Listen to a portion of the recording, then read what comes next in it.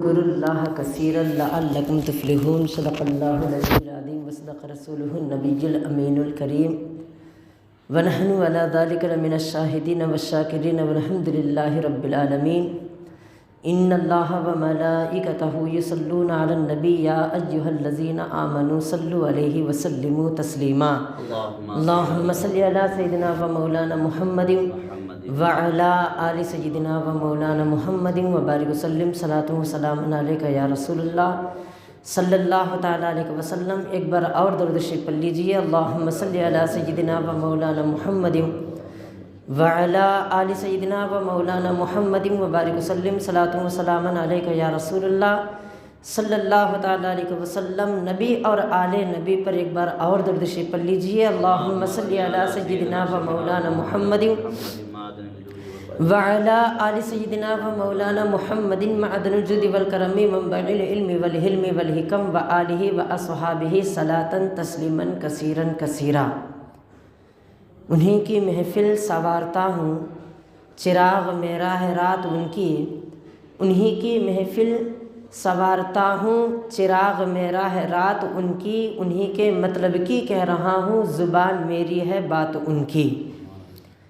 کی محمد سے وفا تو نے تو ہم تیرے ہیں، کی محمد سے وفا تو نے تو ہم تیرے ہیں، یہ جہاں چیز ہے کیا لوح و قلم تیرے ہیں، پھر کے گلی گلی تباہ ٹھوکریں سب کی کھائے کیوں، دل کو جو عقل دے خدا تیری گلی سے جائے کیوں، انہیں مانا انہیں جانا نہ رکھا غیر سے کام، انہیں مانا انہیں جانا نہ رکھا غیر سے کام، للہ الحمد میں تو دنیا سے مسلمان گیا۔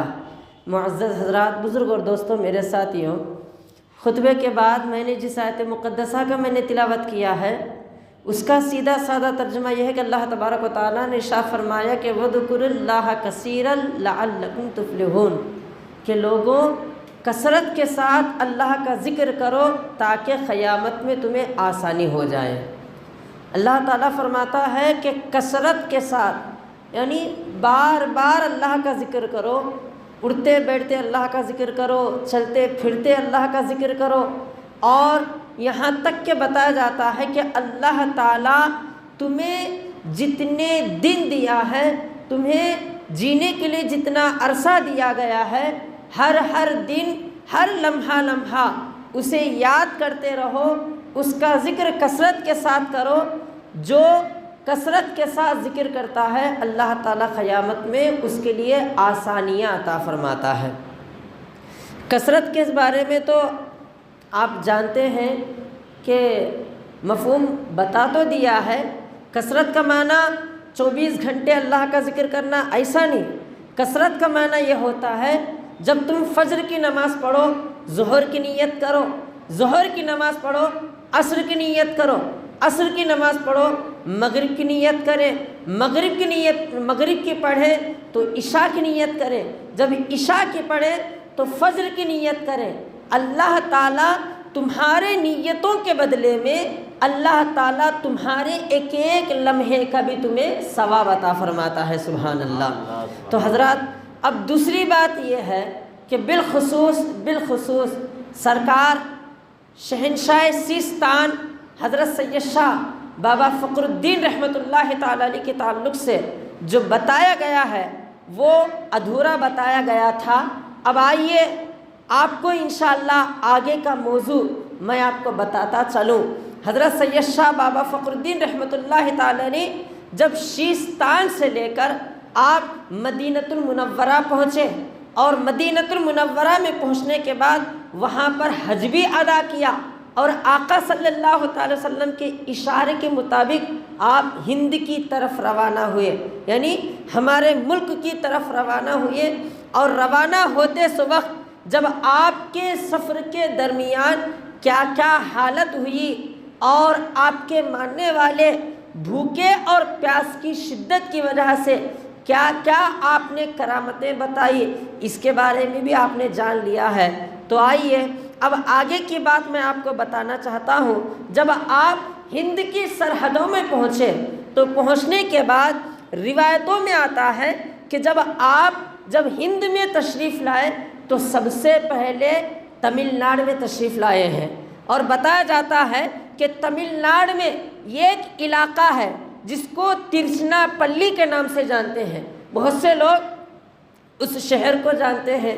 تو بتایا جاتا ہے حالانکہ ابھی آپ کہیں بیعت نہیں ہوئے تھے، ابھی مرید نہیں ہوئے تھے، صرف آپ علم دین حاصل کر لیا اور علم آگے بڑھانے کا جذبے کے ساتھ جب آپ مدینہ پہنچے، مدینے میں رسول اللہ صلی اللہ علیہ وسلم سے اشارہ ہوا کہ آپ ہندوستان کی طرف چلے جائیں، ابھی کہیں مرید نہیں ہوئے تھے، آپ ایک پیر کی تلاش میں، آپ سب سے پہلے نہ دین کی پہلانے کی بات آئی ہے، نہ مقیم ٹھہرنے کی بات آئی ہے، صرف آپ کسی ایک پیر کامل کے ہاتھ میں ہاتھ دے کر بیعت ہونے کی نیت سے آپ پیر کی تلاش کرتے کرتے آپ ہند کی سرحدوں میں پہنچ گئے، اور پہنچنے کے بعد تمل ناڈو میں آ گئے، اور آنے کے بعد جو ترچنا پلی کا جو علاقہ ہے اس علاقے میں آئے، اور آنے کے بعد وہاں پر ایک بزرگ تھے، ایک اللہ کے کامل ولی تھے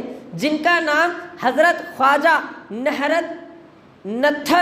نتھر ولی رحمۃ اللہ تعالی، بتایا جاتا ہے کہ ان کے بارے میں نتھر علی رحمۃ اللہ تعالی علیہ، جن کے بارے میں بتایا جاتا ہے بہت بڑا مقام تھا ان کا، اور اولیاء کاملین میں سے تھے۔ بتایا جاتا ہے کہ آپ عالم بھی تھے، عامل بھی تھے، کامل بھی تھے، اور بتایا جاتا ہے کہ آپ کی نظروں کی طاقت اتنی تھی، جب آپ کسی پر نظر ڈالتے ہیں تو صرف صورت نہیں بلکہ اس کی سیرت کو بھی دیکھا کرتے تھے، اتنا بڑا مقام تھا آپ کا۔ تو بتایا جاتا ہے کہ حضرت خواجہ نتھر علی رحمۃ اللہ تعالی علیہ کا اس شہر میں بہت بڑا چرچا ہوتا تھا، ہر کوئی انسان آپ کے دربار میں جانا اور آپ کے دعائیں لینا، آپ کے دربار گہربار کا ادب کرنا، یہ وہاں کا ایک ماحول تھا۔ تو بتایا جاتا ہے کہ جب سرکار فخر الدین رحمۃ اللہ تعالی علیہ نے حضرت خواجہ نتھر علی رحمۃ اللہ تعالی علیہ کے بارے میں سننے کے بعد آپ کے دل میں بھی خواہش ہوئی کہ میں بھی کہ اس بزرگ کے دربار میں جاؤں گا، اور جانے کے بعد ان کے بھی کچھ دعائیں لے لوں گا۔ تو بتایا جاتا ہے کہ سرکار بابا فخر الدین رحمۃ اللہ تعالی علیہ نے اپنے ساتھیوں کو لے کر حضرت خواجہ نتھر علی رحمۃ اللہ تعالی علیہ کے دربار میں جاتے ہیں، اور جانے کے بعد دوستوں یاد رکھو کہ بتایا جاتا ہے ولی ہی ولی کو پہچانتا ہے، دوسرا کوئی نہیں پہچان سکتا۔ جب سرکار بابا فخر الدین رحمۃ اللہ تعالی علیہ نے حضرت خواجہ نتھر علی رحمۃ اللہ تعالی کے دربار میں پہنچے، حالانکہ سینکڑوں کی مریدین ہیں، محبین ہیں، ماننے والے ہیں، مگر بتایا جاتا ہے کہ سرکار بابا فخر الدین جب سرکار خواجہ نتھر علی رحمۃ اللہ تعالی کے دربار میں گئے تو سینکڑوں مرید ہونے کے باوجود آپ کی نظر سرکار بابا فخر الدین کے اوپر پڑتی ہے، اور جیسے ہی سرکار خواجہ نتھر علی نے سرکار بابا فخر الدین کو دیکھا، اور دیکھنے کے بعد بلند آواز سے کہتے ہیں کہ اے فخر الدین یہاں پر آئے ہو، کیا معاملہ ہے؟ تم نے شہنشاہی کو چھوڑ دیا ہے، تم نے تخت و تاج کو چھوڑ دیا ہے، میرے دربار میں آئے ہیں، کیا معاملہ ہے؟ بس اتنا کہنا تھا، اچانک سرکار بابا فخر الدین کے دل میں ان کی محبت پیدا ہو جاتی ہے۔ کیوں؟ اس لیے کہ یہ واقعی میں اللہ کے ولی ہے، یہ میرا نام بھی جانتے ہیں، میرا نسب بھی جانتے ہیں، اور میرا پیشہ بھی جانتے ہیں۔ تو لہذا سرکار بابا فخر الدین نے سرکار خواجہ نتھر علی رحمۃ اللہ تعالی کے دربار میں جاتے ہیں، ادب و احترام کے ساتھ صلاۃ والسلام پیش کرتے ہیں، دست بوسی قدم بوسی کرتے ہیں، اور کرنے کے بعد حضرت خواجہ نتھر علی کے دربار میں التجا کرتے ہیں کہ حضور میں چاہتا ہوں کہ میں تمہارے ہاتھ میں ہاتھ دے کر مرید بننا چاہتا ہوں۔ سبحان اللہ۔ تو بتایا جاتا ہے کہ جب سرکار خواجہ فخر الدین رحمۃ اللہ تعالی علیہ نے حضرت خواجہ نتھر علی رحمۃ اللہ تعالی دربار میں ہاتھ دے کر بیعت کر لیتے ہیں، مرید بن جاتے ہیں۔ اب مرید بننے کے بعد تاریخوں میں آتا ہے کہ سرکار بابا فخر الدین رحمۃ اللہ تعالی علیہ اپنے شیخ کے دربار میں 12 سال گزارے ہیں، اور اپنے شیخ کی خدمت کرتے کرتے ایک طرف خدمت شیخ، دوسری طرف خدمت الہی، ایک طرف خدمت پیر اور دوسری طرف خدا کی عبادتیں۔ آپ اسی طرح جب 12 سال کی زندگی گزر گئی تو گزرنے کے بعد حضرت خواجہ نطہر علی رحمۃ اللہ تعالی علیہ نے اپنے مرید خواجہ فخر الدین رحمۃ اللہ تعالی علیہ کو ایک مسواک کی لکڑی عطا کرتے ہیں، ایک مسواک کی لکڑی عطا کرتے ہیں۔ عطا کرنے کے بعد حکم دیتے ہیں کہ بیٹا فخر الدین، اس مسواک کی لکڑی کو تمہارے دامن میں رکھ لینا، تمہارے ساتھ میں رکھ لینا، اور میرا حکم ہے کہ جاؤ دین پھیلانے کے لیے، دین کی تبلیغ کرنے کے لیے، لوگوں کو گمراہی سے نیکی کی طرف لانے کے لیے، لوگوں کو جہنم سے جنت کا راستہ دکھانے کے لیے، جو کفار و مشرکین ہیں ان لوگوں کو دین کا طریقہ، دین کا سلیقہ، دین کا جذبہ، مصطفیٰ کی شریعت دکھانے کے لیے میں تمہیں حکم دیتا ہوں۔ مدینے سے پیغام آیا ہوا ہے، لہذا جاؤ اسی جگہ سے سفر شروع کر دینا، اور یاد رکھنا بیٹا، اور جہاں جہاں راتوں میں تم جب مسافر بن کر ایک شہر سے دوسرے شہر، دوسرے شہر سے تیسرے شہر، تیسرے شہر سے چوتھے شہر جب تم جاؤ گے، جب رات کا وقت ہوگا تو رات میں سونے سے پہلے اس مسواک کی لکڑی کو زمین کے ایک حصے میں ذرا سا دفنانا، اور دفنانے کے بعد جب صبح سویرے ہوگا اور اس مسواک کی لکڑی میں اگر شاخ پیدا ہو جائے، کوئی پتا پیدا ہو جائے، تو یاد رکھنا جس جگہ اس مسواک کی لکڑی میں شاخ پیدا ہو جائے تو سمجھ لینا کہ یہی تمہاری جگہ ہے، وہی تمہاری جگہ ہوگی۔ لہذا جاؤ، جہاں جانا ہے جاؤ، دین کی تبلیغ کرتے ہوئے جانا، مصطفیٰ کی شریعت لوگوں میں بتاتے ہوئے جانا، اور تمہارا مقیم، تمہاری جگہ اور تمہارا رکنے کا مقیم اس جگہ ہوگا جس جگہ اس مسواک کی لکڑی میں شاخ پیدا ہو جائے، پتا پیدا ہو جائے۔ تو لہٰذا پیر و مرشد کے حکم کے مطابق سرکار بابا فخر الدین رحمۃ اللہ تعالی علیہ نے پیر سے اس مسواک کی لکڑی کو لے لیا، اور لینے کے بعد وہاں سے آپ سفر شروع کر دیا گیا ہے۔ اور شروع کرنے کے بعد تاریخوں میں آتا ہے کہ سرکار بابا فخر الدین ہند کے علاوہ ارد گرد ہر جگہ جاتے ہیں، اور جانے کے بعد جب رات کا وقت ہوتا ہے تو سونے سے پہلے اس مسواک کی لکڑی کو گاڑ کر، زمین میں گاڑ کر سو جاتے ہیں۔ اور پیر کا حکم تھا کہ گاڑ کر سو جانا، جب صبح ہوگی اگر شاخ ہو جائے تو سمجھ لینا کہ وہی تمہاری مقیم کی جگہ ہوگی۔ تو لہٰذا آپ ہر کونے کونے میں جاتے ہیں، ہند کے ہر کونے کونے میں جاتے ہیں، ہر جگہ جاتے ہیں، دین کو پھیلاتے ہوئے، مصطفیٰ کی شریعت بتاتے ہوئے۔ جب رات کا وقت آتا ہے تو مسواک کی لکڑی کو گاڑ کر سو جاتے ہیں، مگر صبح میں جب کوئی شاخ پیدا نہیں ہوتا پھر دوبارہ اس لکڑی کو اٹھا لیتے ہیں، پھر آگے بڑھتے ہوئے چلے جاتے ہیں۔ تو اسی طرح ہر کونے کونے میں جاتے ہیں، اور جانے کے بعد بتایا جاتا ہے کہ ہند کے کونے کونے میں جا رہے ہیں، مسواک کی لکڑی کو گاڑتے ہوئے جا رہے ہیں، مگر کوئی شاخ پیدا ہونے کا نام و نشان نہیں تھا۔ تو بتایا جاتا ہے آخر کار چلتے چلتے چلتے دن پہ دن گزرتے گئے، عرصے پہ عرصہ گزرتا گیا، مہینہ مہینہ گزرتے گئے، اور گزرتے گزرتے بتایا جاتا ہے کہ الحمدللہ سرکار بابا فخر الدین رحمۃ اللہ تعالی علیہ جب پینگونڈا شریف میں تشریف لائے تو بتایا جاتا ہے کہ اس شہر میں چاروں طرف بھی بت پرستی تھی، چاروں طرف بھی کفار و مشرکین تھے، ہر طرف بتوں کی عبادت کرنے والے، ہر طرف جھاڑ کو خدا ماننے والے، ہر طرف سورج کو اپنا رب ماننے والے، چاروں طرف بت پرستی تھی۔ تو بتایا جاتا ہے کہ ہر طرف آپ جا کر اس مسواک کی لکڑی کو آزمایا ہے۔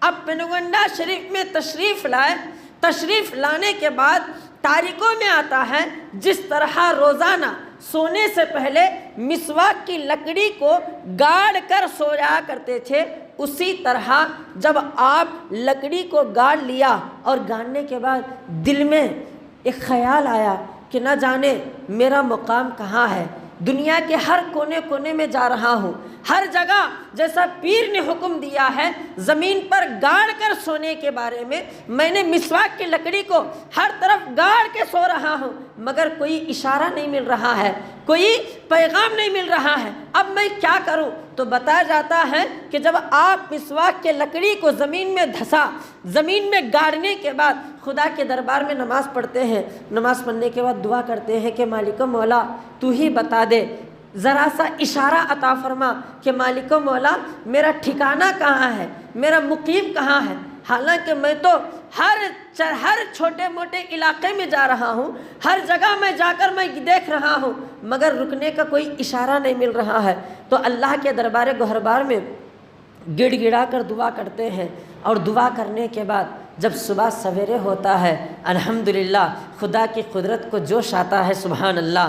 تو بتایا جاتا ہے جب صبح سویرے جب تہجد کا وقت ہوتا ہے تو سرکار بابا فخر الدین جب تہجد کے لیے اٹھ جاتے ہیں، اور اٹھنے کے بعد خدا کا نام لے کر جیسے آپ بستر سے اٹھتے ہیں اور اٹھنے کے فوراً آپ کی نظر اس مسواک کے لکڑی پر پڑتی ہے تو الحمدللہ خدا کی رحمت سے اس مسواک کی لکڑی میں شاخ آ جاتا ہے، سبحان اللہ، اس مسواک کی لکڑی میں پتا آ جاتا ہے۔ اب سرکار بابا فخر الدین نے سمجھ لیا ہے کہ ہاں خدا کا پیغام ہے، خدا کی طرف سے اشارہ آ گیا ہے، شاید ہمارا مقیم کی جگہ یہی ہے، میرا ٹھکانے کا جگہ یہی پہ ہے۔ تو بتایا جاتا ہے جب صبح سویرے ہوا، تہجد کی نماز ادا کر لیا، اور دوستوں میں آپ کو بتا دوں کہ وہ مسواک کی لکڑی جو سرکار بابا فخر الدین رحمۃ اللہ تعالی علیہ نے جب وہاں پہ جب گاڑا تھا، یاد رکھو میرے دوستوں، آج سے لے کر کم سے کم 750-800 سال گزرے ہیں،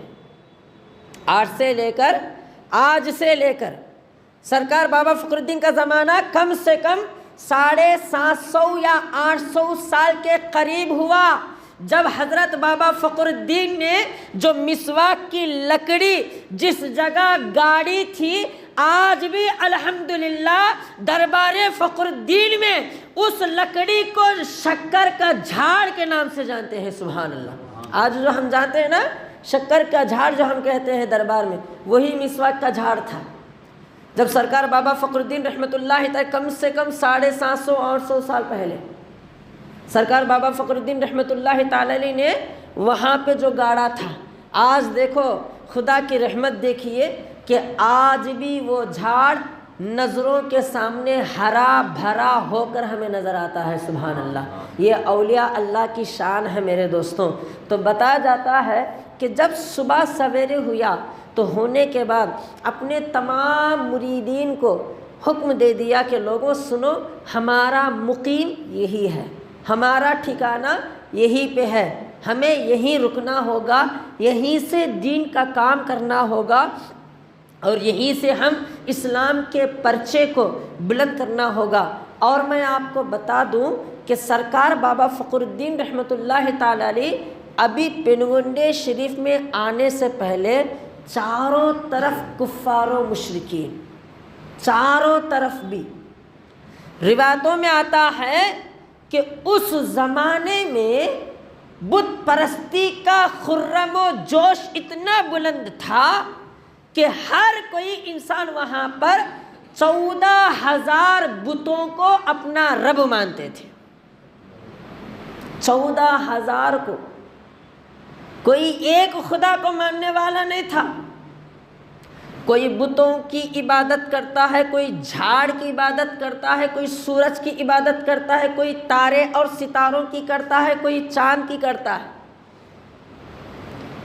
اور وہاں پر جو بادشاہ تھا اس کا نام ہر رائل تھا،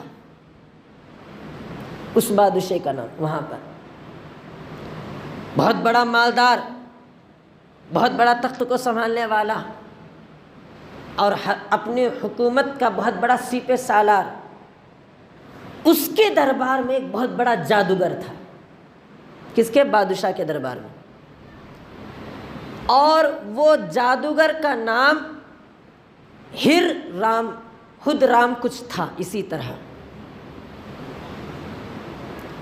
اور وہ بادشاہ اپنے حکومت کی بہت بڑا فخر کرتا تھا۔ اور بتایا جاتا ہے کہ جب وہ جو جادوگر تھا اس کا ایک بہت بڑا کمال تھا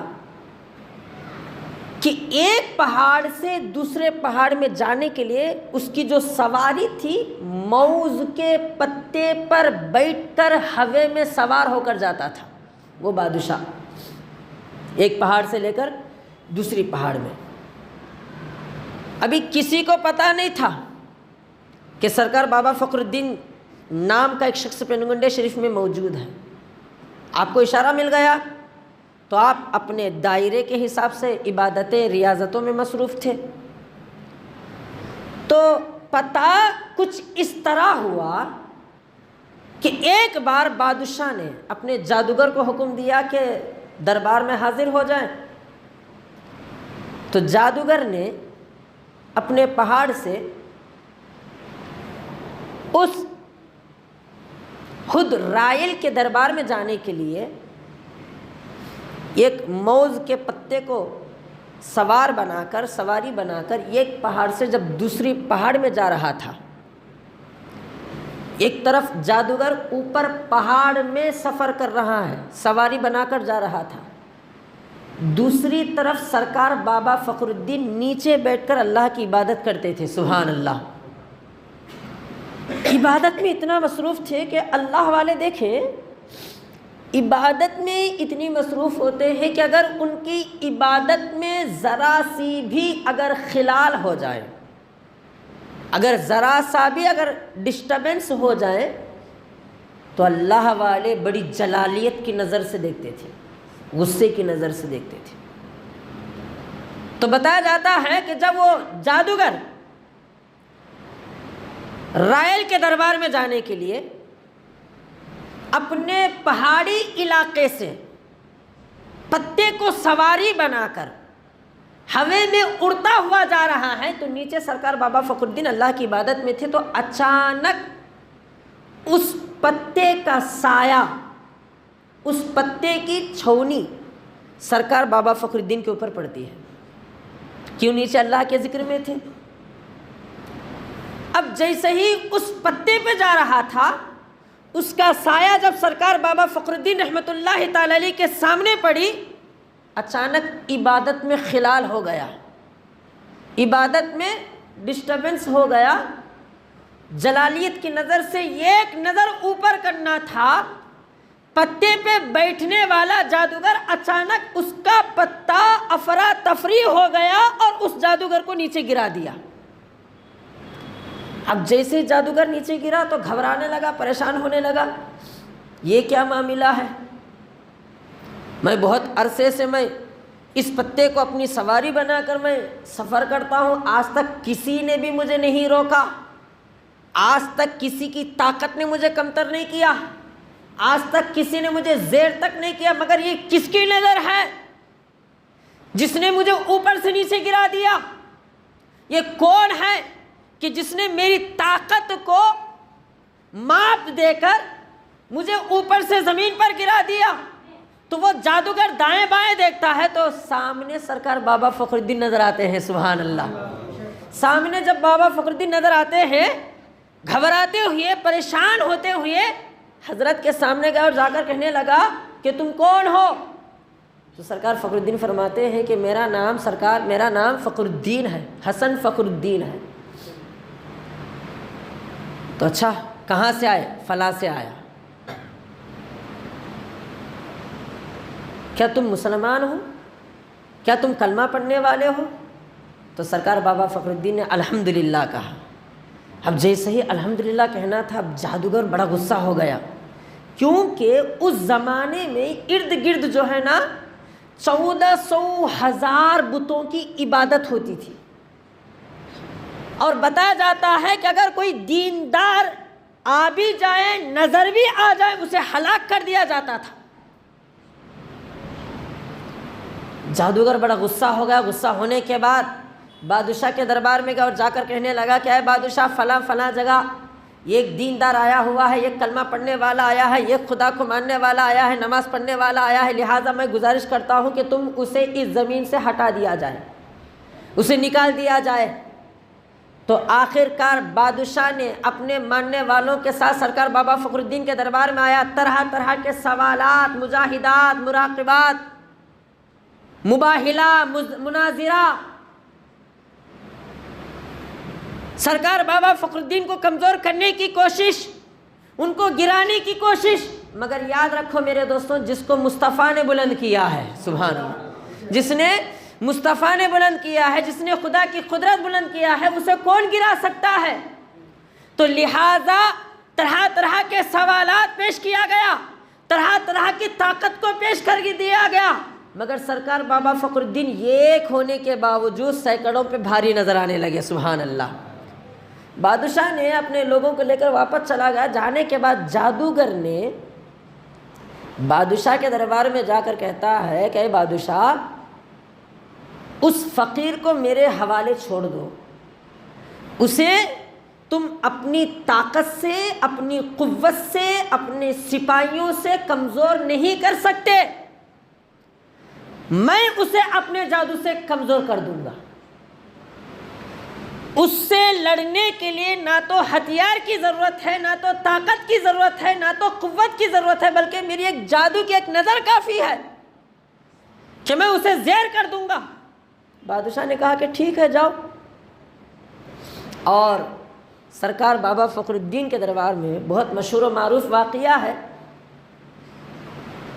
مباہلہ کرنے کے لیے سرکار بابا فخر الدین کے دربار میں آیا اور آ کر کہنے لگا، اے خواجہ فخر الدین، تم اپنے رب کو حق مانتے ہو تو ٹھیک ہے، سنو، ہمارے دونوں کے بیچ میں ایک مقابلہ رکھ دیا جائے۔ اور وہ مقابلہ کیسا؟ ایک چونے کی ایک بوری میں، یعنی ایک جو چننے کا جو تھیلا ہوتا ہے، پہلے اس تھیلے میں چنا ڈال دیا جائے، پھر تم سوار ہونا اس تھیلے میں، پھر تمہارے اوپر بھی چنا ڈال دیا جائے گا، یعنی نیچے بھی چونا، اوپر بھی چونا، درمیان میں تم، اور دوسرے تھیلے میں بھی اسی طرح نیچے بھی چنا ہوگا، اوپر بھی چنا ہوگا، درمیان میں ہم رہیں گے۔ ہم دونوں کو پانی میں ڈال دیا جائے، جو صحیح سلامت ہوگا اس کا دین حق ہے۔ بادشاہ جیسے سنا تو گھبرانے لگا، کیوں؟ اس لیے کہ چونا کا جو فطرت جو ہوتی ہے چونے کی، پانی میں ڈالنے کے بعد وہ چونا جو ہوتا ہے وہ ابلتا ہے، وہ گرم کے مارے، اور جو کوئی اگر اس میں ہاتھ رکھا یا انگلی رکھا، کچھ بھی رکھا، تو اس وقت کیا ہوتا ہے؟ کمزور ہو جاتا ہے، یعنی زخمی ہو جاتا ہے۔ گھبرا کر بادشاہ نے جادوگر سے کہا، یہ تم کیا کہہ رہے ہو؟ اگر ایسا کرو گے تو تم نیست و نابود ہو جاؤ گے، تم جل جاؤ گے۔ جادوگر نے کہا کہ بادشاہ گھبرانے کی ضرورت نہیں، میں اپنی طاقت سے، اپنی جادو سے میں بچ جاؤں گا۔ بادشاہ میری فکر مت کرو، فکر تو تم اس کی کرو جو میرے مقابلے میں اپنے آپ کو فخر الدین کہتا ہے، کہ اسے کون بچائے گا؟ میں تو اپنی طاقت سے، اپنی جادو سے بچ جاؤں گا، اسے کون بچائے گا؟ تو لہٰذا مقابلہ شروع ہو گیا، دونوں کے بیچ میں مباہلہ شروع ہوا۔ جس طرح بتایا گیا ہے کہ تھیلے میں چونا ڈال کر سرکار بابا فخر الدین کو بھی بٹھایا گیا اور اس جادوگر کو بھی بٹھایا گیا، پھر اوپر سے بھی چونا ڈال دیا گیا، اور ڈالنے کے بعد اسے باندھ کر لوگوں کی بھیڑ ہے، لوگوں کی جماعت ہے، شہر کے کونے کونے سے اعلان کیا گیا ہے کہ فلاں علاقے میں، پنونڈے شریف کے نام سے ایک علاقہ ہے، اس علاقے میں یہ ایک بت پرستی کو اور دوسرے حق پرستی کے بیچ میں مباہلہ چل رہا ہے، لہذا اس میں شرکت کریں، اعلان کیا گیا ہے۔ اب پورے بڑے بڑے مالدار، بڑے بڑے امیر لوگ، غریب لوگ، ہر کوئی انسان مقابلہ دیکھنے کے لیے مباہلہ دیکھنے کے لیے آیا۔ اب آنے کے بعد دونوں کو تھیلے میں باندھ دیا گیا۔ باندھنے کے بعد لوگوں کے بیچوں بیچ ان دونوں تھیلوں کو پانی میں ڈال دیا گیا، اور جیسے ہی ڈالنا تھا دونوں تھیلوں میں سے جو بھاپ کی شدت جو ہوتی ہے، جو ابلنے کا تقاضا جو ہوتا ہے، پانی میں آسان نظر آنے لگے، اور ہر کوئی انسان اس جادوگر پر بڑا فخر کرتے تھے۔ ہر کوئی انسان یہی کہتا ہے ارے جادوگر ہی کامیاب ہو جائے گا، کیونکہ اس کے اندر طاقت ہے، اس کے اندر جادو ہے، اس کے اندر قوت ہے، اس کے اندر یہ ہے، اس کے اندر وہ ہے۔ اس طرح ہر کوئی انسان کہہ رہا تھا، مگر آخر کار خدا کی قدرت تو دیکھو، تو بتایا جاتا ہے کہ ابھی فیصلہ مکمل طور سے کرنے سے پہلے بادشاہ حکم دیتا ہے اپنے لوگوں کو، جاؤ سب سے پہلے ہمارے جادوگر کی تھیلی کو نکال دیا جائے، تاکہ میں دیکھنا چاہتا ہوں کہ میرا جادوگر کس طرح کامیاب ہو جائے گا۔ تو لہٰذا بتایا جاتا ہے ماننے والوں نے جا کر اس تھیلی کو نکال کر دیکھا تو کیا ہوا کہ اللہ اکبر کبیرہ، جو اپنے جادوگر پر فخر کرتا تھا، جو جادوگر اپنی جادو پر فخر کرتا تھا، وہ نیست و نابود ہو گیا ہے۔ اس کے جسم میں نہ تو گوشت بچا ہوا ہے بلکہ ہڈیوں سے معمور ہو گیا ہے۔ اب حیران و پریشان ہونے لگے، پورے کے پورے لوگ گھبرانے لگے۔ اب آخر کار سرکار بابا فخر الدین کے اس تھیلی کو کھول کر دیکھتے ہیں تو روایتوں میں آتا ہے کہ بتایا جاتا ہے کہ اس تھیلے کو باندھنے سے پہلے نیچے بھی چونا تھا، اوپر بھی چونا تھا، درمیان میں فخر الدین بابا کو بٹھایا گیا تھا، مگر روایتوں میں آتا ہے کہ اس تھیلے کو نکال کر دیکھا تو دوستو کہ نیچے چونا نہیں ہے بلکہ نیچے بھی پھولے ہیں، اوپر بھی پھولے ہیں، بیچ میں سرکار بابا فخر الدین ہے۔ سبحان اللہ۔ جتنے لوگوں نے وہاں پر جمع ہوئے، پورے کے پورے لوگوں نے سرکار بابا فخر الدین کا نعرہ بلند کرتے ہوئے کلمہ پڑھ کر ایمان والے ہو جاتے ہیں۔ سبحان اللہ۔ اب جادوگر حیران، بادشاہ حیران ہو گیا کہ واقعی میں یہ کوئی بڑی پہنچی ہوئی ہستی ہے، اس سے مقابلہ نہیں کر سکتے۔ بات طے کر دیا گیا۔ کیسی بات؟ فیصلہ کر دیا گیا ہے، اے فخر الدین ہم نے مان لیا ہے کہ تم واقعی میں بہت بڑی پہنچی ہوئی ہستی ہو، آج سے ہم تمہارے کاموں میں دخل اندازی نہیں کریں گے، جیسا تم دین پھیلانا چاہتے ہو، دین کی تبلیغ کرنا چاہتے ہو تو کر لیا جائے۔ تو بتایا جاتا ہے کہ اس سے پہلے سرکار بابا فخر الدین کو اڑتے بیٹھتے تانے دیتے تھے لوگ، چلتے پھرتے تانے دینا، اڑتے بیٹھتے تانے دینا، طرح طرح کے باتوں سے ذلیل کرنا، ایسا ہوتا تھا۔ جب آپ نے مقابلے میں کامیاب حاصل کیا تو بادشاہ گھبرانے لگا، خاموش ہو گیا، ٹھیک ہے۔ ایک دن ایسا ہوا کہ بادشاہ کی عادت تھی، ہر رائل کی، ایک گائے کو ماں مانتا تھا، آج بھی بہت سے لوگ مانتے ہیں، مانتا تھا، اس کی عبادت کرتا تھا، روزانہ اس کی عبادت کرتا تھا، اسے پوچھ چڑھاتا تھا، اس کے سامنے طرح طرح کی عبادتیں کرتا تھا۔ اور وہ گائے جو ہے نا، آج دربار میں جس جگہ مسجد ہے، سرکار بابا فخر الدین کے دربار میں جس جگہ مسجد ہے، اس جگہ اس گائے کو باندھتے تھے لوگ، اور وہاں بھی بہت کچھ بت ہوتے تھے۔ یاد رکھو میرے دوستوں، مقابلے میں سرکار بابا فخر الدین نے جیتے کہ نہیں جیتے؟ آواز سے بولو، کامیاب ہوئے کہ نہیں ہوئے؟ کامیاب ہوئے، ایسی کامیابی ہوئی۔ اگر آپ چاہتے، توجہ چاہتا ہوں، اگر آپ چاہتے آپ ان بتوں کو گرا دیتے تھے، حالانکہ بت آزو بازو میں تھے، آپ کامیاب ہو گئے، آپ مباہلے میں کامیاب ہو گئے، تو آپ اگر چاہتے آزو بازو میں جتنے بھی بت تھے، جتنے بھی ان کے خدا تھے، ان کو گرا دیتے تھے۔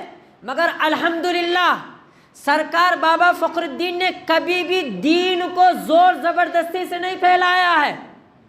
سرکار بابا فخر الدین نے کبھی بھی اپنے ہاتھوں سے بتوں کو نہیں توڑا ہے، آج کل کے بد مذہب والے کہتے ہیں کہ تم لوگ بتوں کو گراتے ہیں، تم لوگ بتوں کو گراتے ہیں۔ ارے الحمدللہ ہمارے اولیاء اللہ دین کو پہلایا تو زور زبردستی سے نہیں، پیار اور محبت سے پہلایا ہے۔ ہمارے اولیاء اللہ نے چاہے وقت کے سرکار بابا فخر الدین بھی ہو، چاہے وقت کے اورنگزیب رحمۃ اللہ تعالی علیہ بھی ہو، کسی نے بھی نہیں توڑا ہے۔ آپ نے من گھڑت کتابوں میں لکھ لیا، بچوں کو پڑھاتے ہو کہ فلاں ولی نے فلاں اورنگزیب نے ایسا کیا ویسا کیا۔ رہے تم کیا جانتے ہو اورنگزیب کے بارے میں؟ تو خیر موضوع میں آپ کو مکمل کر دوں گا مختصر باتوں میں۔ تو بتایا جاتا ہے کہ وہاں پر اس نے ایک گائے کو پالتا تھا، روزانہ اس کی عبادت کرتا تھا۔ ایک مرتبہ ایسا ہوا کہ مریدین نے سرکار بابا فخر الدین کے دربار میں جا کر کہا کہ حضور بھوک کی شدت زیادہ ہے، کھانے کی انتظام کیجئے۔ تو سرکار بابا فخر الدین نے فرمایا کہ ٹھیک ہے، جو بھی جانور یہاں پر حلالی جانور جو بھی نظر آئے گا اسے لے کر آئیے۔ تو بتایا جاتا ہے مریدین تلاش کرتے کرتے، پورے جنگل کا علاقہ تھا وہ، تو بتایا جاتا ہے کہ وہاں پر ایک گائے نظر آیا۔ اب نظر آنے کے بعد سرکار بابا فخر الدین کے دربار میں پیش کیا تو سرکار بابا فخر الدین نے اس گائے کو ذبح کر کے کھلا دیا گیا ہے، پورے مریدین کھا لیے۔ اور کھانے سے پہلے سرکار بابا فخر الدین نے فرمایا دیکھیے اللہ والے اصل کو بھی دیکھتے ہیں نقل کو بھی دیکھتے ہیں، سبحان اللہ۔ اللہ والے اصل کو بھی دیکھتے ہیں نقل کو بھی دیکھتے ہیں۔ کیوں؟ اصل تو صرف یہ ایک گائے ہے، مگر نقل یہ ہے یہ گائے بادشاہ کی ہے، سبحان اللہ، جانتے تھے۔ تو سرکار بابا فخر الدین نے ذبح کرنے سے پہلے یہ حکم دیا کہ ٹھیک ہے تم اسے ذبح کر کے کاٹ دیا جائے، مگر یاد رکھنا اس کے ہڈیاں اور اس کا جو چمڑا جو ہوتا ہے ایک بازو میں رکھ کر کاٹ دیا جائے، سالن بنا لو کھا لیا جائے۔ تو پورے مریدین نے کھا لیا۔ اب دوسری طرف اب عبادت کا وقت آیا تو بادشاہ نے اپنے لوگوں سے کہا کہ جاؤ میرے گائے کو میرے دربار میں پیش کیا جائے۔ اب جا کر دیکھا تو وہاں پر گائے نظر نہیں آیا، حیران و پریشان ہو گئے۔ تو حضرت بابا فخر الدین کے دربار میں جا کر کہا کہ اے فخر الدین بتاؤ کہ یہاں پر ہمارا گائے تھا کہاں چلا گیا؟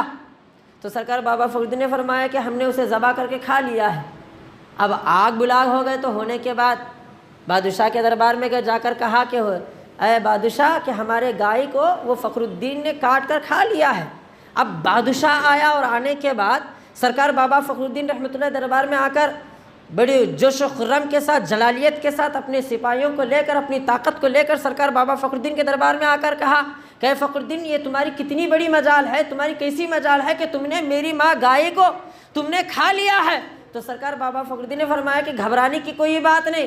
تو بتایا جاتا ہے کہ سرکار بابا فخر الدین نے اس ہڈیوں کو اور چمڑے کو جو جمع کیا گیا تھا اس پر ایک کپڑا بچھایا ہوا تھا، اس کے اوپر ایک کپڑا ڈھانپ دیا گیا تھا۔ سرکار بابا فخر الدین نے اپنے ہاتھ میں جو عصا تھا اس عصے کو اس کپڑے پر اشارہ کرتے ہوئے کہا کہ قم باذن اللہ، کہ اے گائے اللہ کے حکم سے اٹھ جا۔ بس اتنا کہنا تھا کہ زندی کرامت ہے کہ وہ ہڈیوں والا جانور واقعی میں زندہ ہو کر کھڑے ہو جاتا ہے، سبحان اللہ۔ بادشاہ نے حیران ہو کر اسی وقت قدموں میں گھٹنوں میں جھک گیا اور کہنے لگا کہ سرکار مجھے بھی کلمہ پڑھ کر مسلمان بنا دیجئے، سبحان اللہ۔ تو میرے دوستو بہت سے واقعات ہیں مگر وقت کی بہت کمی ہے، بس میں اتنا کہنا چاہتا ہوں میرے دوستوں، ہم جس ولی کو مانتے ہیں یاد رکھو میرے دوستوں، آج ہم کلمہ پڑھتے ہیں، نماز پڑھتے ہیں، عبادتیں ریاضتیں کرتے ہیں، میں فخر کے ساتھ کہنا چاہتا ہوں پورے اننت پور تو کیا پورے رائل سیما کے مسلمانوں کے اوپر سرکار بابا فخر الدین کا رحم ہے، سبحان اللہ، کرم ہے۔ کیونکہ جب تک وہ پینگونڈا شریف تشریف نہیں لائے تھے ہمارا علاقہ، ہمارے خاندان، ہمارے گھرانے والے بھی بت پرستی کرتے تھے۔ جب سرکار بابا فخر الدین نے اپنے قدم کو پینگونڈا شریف میں قدم رکھا تو الحمدللہ وہ ان کا کرم ہے کہ آج ہم نے کلمہ پڑھ کر عبادتیں ریاضتیں کر کر خدا کے دربار میں قابل قبول ہو رہے ہیں، یہ بہت بڑا کرم ہے۔ تو میرے دوستو میرا کہنے کا مقصد یہ ہے الحمدللہ سرکار بابا فخر الدین نے دیکھیں دین کے لیے، اللہ کے لیے، دین کو بچانے کے لیے گھر چھوڑا، دربار چھوڑا، تخت چھوڑا، ماں باپ کو چھوڑا. شیستان کہاں ہے؟ بتایا جاتا ہے ایران میں ایک شہر ہے. سرکار غریب نواز بھی اسی جگہ پیدا ہوئے ہیں. سبحان اللہ. انشاءاللہ آنے والے جمعے میں انشاءاللہ بتایا جائے گا کہ اس جگہ سے یہاں پر آنا, یہاں پر دین پھیلانا. اور بتا دوں, جب آپ پیدا ہونے سے پہلے جو بادشاہ تھا نا, آپ کی عمر 120 سال میں آپ دنیا سے وصال ہوئے. بادشاہ یہ جو ہر رائل تھا, اس نے سرکار بابا فرید دربار میں کہتا ہے حضور کچھ مجھے آپ نصیحتیں کیجئے. تو سرکار بابا فخر الدین نے اس بادشاہ کو 3 گلاب منگوانے کا حکم دیا. تو 3 گلاب پیش کیا گیا. تو پیش کرنے کے بعد کہا کہ اے رائل, یاد رکھنا اس کا نام تاریخوں میں بدلا دیا گیا ہے, مگر میں آپ کو سمجھانے کے لیے کہہ رہا ہوں کہ ان تینوں پھولوں کو جب میں وصال ہو جاؤں گا تو ان تینوں پھولوں کو میرے کفن میں باندھ کر رکھ دینا. پھر اس کے بعد بتایا جاتا ہے 40 سال کے بعد, کتنے سال کے بعد؟ 40 سال کے بعد. حالانکہ 120 میں آپ کا وصال ہوا ہے. سرکار بابا فرید کیا فرماتے ہیں, ان تینوں پھولوں کو میرے کفن میں رکھ کر دفنا دینا. پھر 40 سال کے بعد اس میری قبر کو کھود کر ان پھولیں جیسا آج تر و تازہ ہیں اسی طرح 40 سال کے بعد بھی رہیں گے. ایک پھول تیرے پاس رکھ لینا, دوسرا پھول عراق کے بادشاہ کو پہنچانا, اور تیسرا پھول میرا ملک شیستان ہے اس کے بادشاہ کو پہنچانا. سبحان اللہ. بادشاہ حیران ہو کر کہتا ہے حضرت ابھی تو آپ کی عمر 120 سال ہے, 40 سال کے بعد آپ کی قبر کھودنے کا حکم دے رہے. سرکار جب تک میں زندہ رہوں اس کی کیا گارنٹی ہے, اس کی کیا سند ہے؟ تو سرکار فخر الدین فرماتے ہیں کہ اے بادشاہ گھبرانے کی ضرورت نہیں. آج میری عمر 120 ہے, اللہ تعالیٰ نے مجھے 160 کی عمر دیا ہے. سبحان اللہ. کتنے سال کی عمر دیا ہے؟ 160 سال کی عمر دیا ہے کہ میری عمر میں 40 سال میں کم کر کے وہ عمر میں تجھے عطا کروں گا. سبحان اللہ. تو اس گلاب کو نکال کر کے پہنچا دیا جائے. تو بتایا جاتا ہے جب 40 سال گزر گئے, قبر کو کھودا گیا, وہی پھول جس طرح جب دفنانے سے پہلے تر و تازہ تھے 40 سال کے بعد بھی تر و تازہ ہیں. سبحان اللہ. میرے دوستوں غور کرو, ولی کی ہاتھ دیکھو. ایک پھول جب ہم خریدتے ہیں 40 گھنٹے سے زیادہ خوشبو نہیں رہتی اس میں. پھول کے اندر 40 گھنٹے میں اس کی خوشبو بدل جاتی ہے, اس کا اصل بدل جاتا ہے, اس کا نقل بھی بدل جاتا ہے. مگر وہ ولی کیسے ولی ہے؟ 40 گھنٹے نہیں میرے دوستوں, 40 سال کے بعد بھی وہی خوشبو, وہی مہک, وہی اصل, وہی نقل. تو میرے دوستوں غور کرو, ایک ولی ایک پھول چھونے پر اللہ تعالیٰ اسے اتنی بڑی حیات دیتا ہے, تو اللہ تعالیٰ ولیوں کی زندگی میں کتنی حیات عطا فرمایا ہے. سبحان اللہ. تو خیر میرے دوستوں, میں اللہ تعالیٰ دعا کرتا ہوں کہ اللہ تعالیٰ ہم تمام کو صحیح معنوں میں سننے اور سمجھنے کی توفیق عطا فرمائے. جو کچھ بھی ہم نے سنا ہے, بالخصوص سرکار بابا فخر الدین رحمۃ اللہ تعالیٰ علیہ جو پیغام ہم گناہ گاروں کو عطا کیا ہے, اللہ تعالیٰ ہم کو ان کے پیغامات پر ہمیں عمل کرنے کی توفیق عطا فرمائے. وآخر دعوانا الحمدللہ رب العالمین. حضرات کھڑے ہو جائے, یہ سنت ادا کر لیجیے.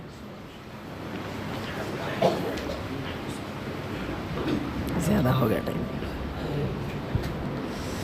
بسم اللہ.